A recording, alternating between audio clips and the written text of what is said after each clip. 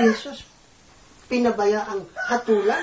Bagkus ang sabi niya, ano sa inyo? Ibinalik ang katanungan, di ba? Ano sabi niya? Kung ibig kong mabuhay siya hanggang sa pagbabalik ko. O, kita mo, gaano kabigat yung kanyang agreement na binigay sa atin. Hindi yung, sige, yung mga bata, nabigyan na ng konting notebook, konting financial na konti. Sabi mo sa mga nanay, mga nandito. Ngayon, pagka hindi sila sumunod doon, wala ka na, hindi ka sa pagbabalik yan, hindi na. So doon tayo maging mapanuri sa mga bagay na yun.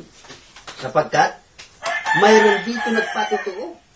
At ang sinabi pa nga dito sa pangwakas na ibanghilyo ng ating ibanghilista si San Juan, kung maaari at inaakala ko hindi at marami pang ginawa sa Jesus na kung susulatin lahat, inaakala kong hindi magkakasya kahit sa bundaigdig ang mga aklat ng mga nasusulat.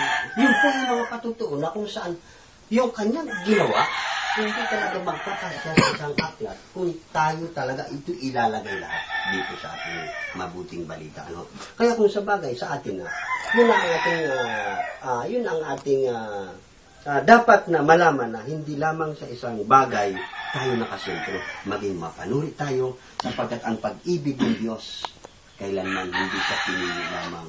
Ikaw lang, si Nanay Mayaman lamang ang aking iibigin sapagkat siya ang bukas lagi sa mga kapitbahay.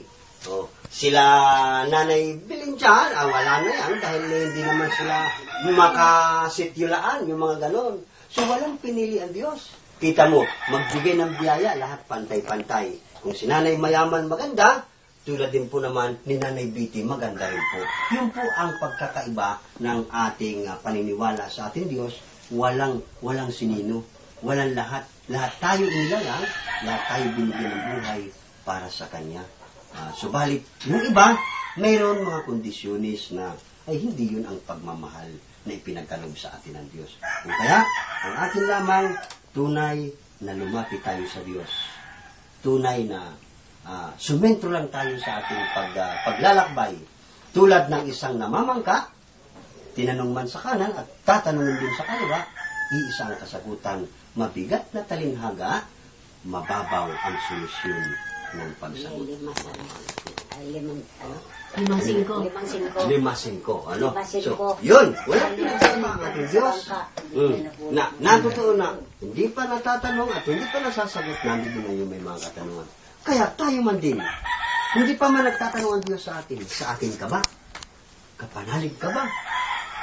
Kasama ba kita sa paghihirap ko tulad ng ginagawa natin? At least, nakabahagi tayo ng paghihirap ni Kristo na kung saan siya man ay pinasan ang cross patungong Kalbaryo upang doon siya ipako sa cross.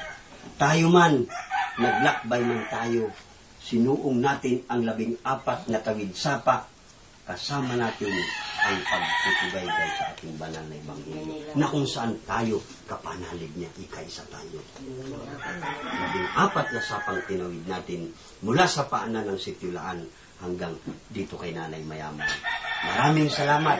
Magandang umaga at pagpalain tayo lahat. Salamat.